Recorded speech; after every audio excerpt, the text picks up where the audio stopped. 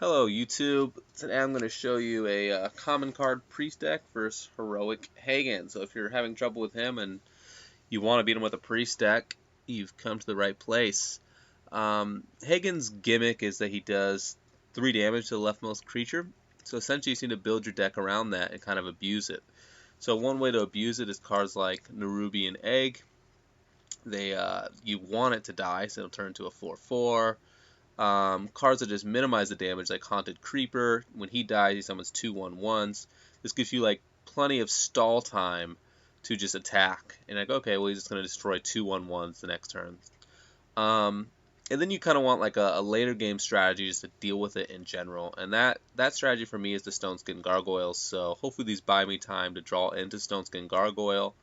And eventually I drop him. He's a 1/4. He'll eat 3 and then get healed up to full again during my turn. Eat 3, get healed up to full, and rinse and repeat. And to kind of make sure that it's going to work, I like to put a Divine Spirit on him. And then even ideally, I want to get Defender of Argus on him. So he'll turn into like a 1/8 taunt guy that eats up all that guy's attacks and gets healed up. And if you could do like Power Word Shield and then Divine Spirit, of course, then he's going to turn into a 1/10 taunt guy. Well, taunt guy +1/+1, so he'd be a 1/11, or depending when you did it. If you did it before Divine Spirit, he'd be more. What else? Yeah, I mean that's basically the theme of the deck is get deathrattle creatures to deal with it, get good value creatures that have nice defense, and then have cards that can buff your creatures so that they will live longer, like Divine Spirit and Power Word Shield. And then just have some AoE removal for his board. You just need to. He gets some strong creatures. He has some low creatures, so you need some Shadow Word Pains, some Shadow Word Deaths, and just wipe the field and yeah, go to town. So I'm gonna go ahead and show you the match. I'm just gonna leave this deck list up so you can just have it visually for you. So I get rid of those just because the drops are too high and I don't want to wait 4 or 5 turns before I can play a card. And as you can see, I have a lot of low drops in the deck, so I get much better cards. I got that egg. I could have got a Murloc Tidehunter, which would have been okay. Another egg, or the Fen Creeper, Haunted Creepers. So there's a lot of cards I could have got that would have been fine here. And one reason you want to be playing creatures early is because if you have creatures on the field, it induces him to use his hand. So it gets him to use his Soulfires, his destroyed creatures, and you want him to. You want him to just waste his hand out. And so having really efficient creatures is a great way to do that. Good creatures with good card value. So creatures with deathrattle, like the Harvest Golem, or the guy that summons another guy like the Murloc Tidehunter. So here I just drop another egg. And then I'm debating whether to put this spider on the right or the left. And I kind of want that egg popped, so I decided to put it on the right. But the reason I chose to put him instead of healing myself is I don't know what's going to happen to this 4/4. He could just kill it, with another Soulfire. And I'd much rather just have this guy ready so I can play something else next turn than healing myself for 2.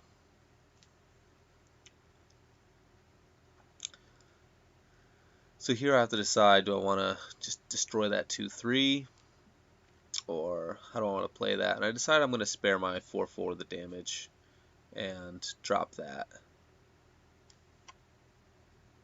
And then here I'm deciding, do I need to heal myself? Do I need to do that? And at the end of the day, I'm like, well, this thing will buff my guy too, and it will let me draw. And then here I get interrupted, so I'm going to go ahead and skip ahead to when the match resumes, which I think was at 3:24. Yeah. So this is the exact same match. And I'm on the same turn. I just haven't pressed end turn. So he's a 1/6 now because I put that on him. And I should attack with my 1/2 if I don't. So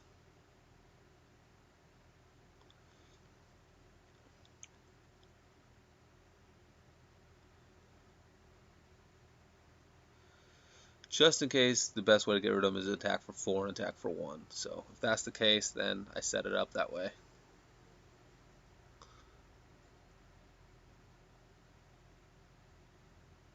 And now I have this thing going on. Holy Fire was really nice to draw. Dealing exactly 5.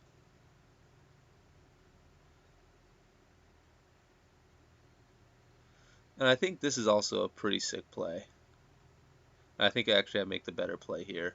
That, and then Divine Spirit just being like, you're not going to get through my 214. So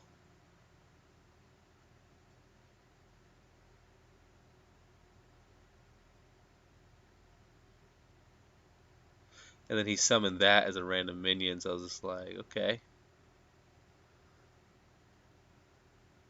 And here I'm deciding how to play. And I think this takes me probably a little bit too long, but I think the obvious play is the Divine Spirit on him for a 214.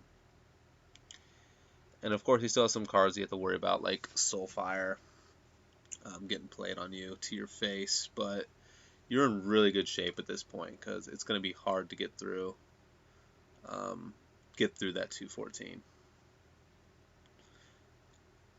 Because I don't really remember him playing a lot of just destroy target creatures.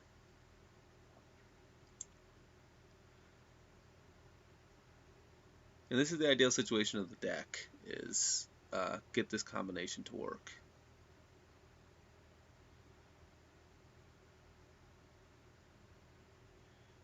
And you're like, wow, that's annoying. And boom, back to 14. Luckily, I still have that, so great way to deal with that card. Shadow Madness here maybe, so he can't summon.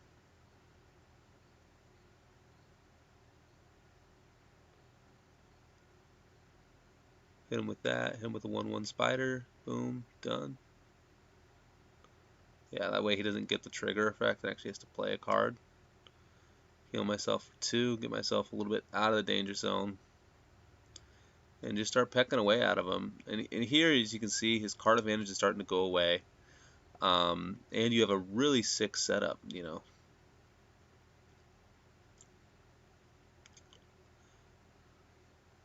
So, and if you didn't have him eating up the things, you'd have, you know, this guy, this 2/3, the Sludge Belcher, the Fen Creepers, just sitting here eating up all these attacks, all these 3 damage attacks.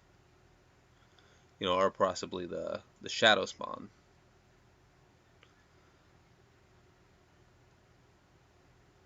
Here, I'm just trying to heal myself, to solidify that win, and I put this guy here in the middle, just in case somehow he ends up killing this guy, that he would be next.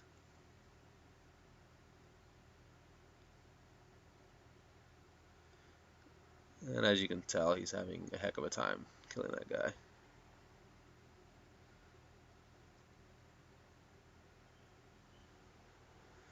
Here I'm just feeling a little bit cocky. I'm just like, I'm not too worried about what he has anymore, about conserving my cards or anything like that. Just attack and kill him.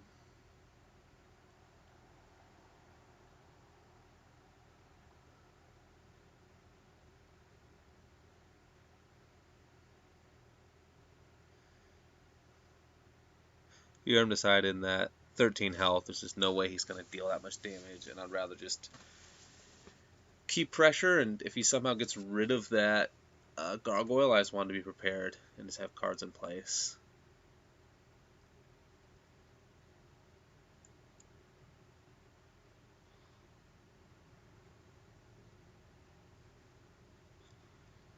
You know, and this is pretty much game, so I probably shouldn't even have attacked him, probably just attacked to the face, but whatever. I don't think it really matters too much at that point.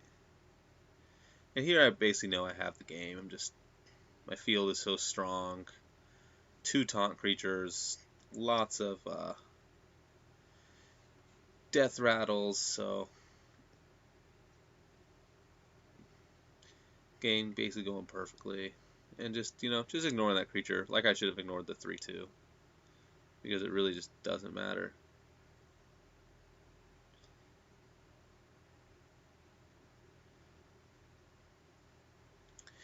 So the game may start off a little rough, but ideally you have enough cards that'll let you get to a combo like this or a similar strong position. And all you do is just have these other cards that stall out and let you do that and have some good field control in the meantime. So, boom, game. And there's Heroic Heigan with a very basic priest deck.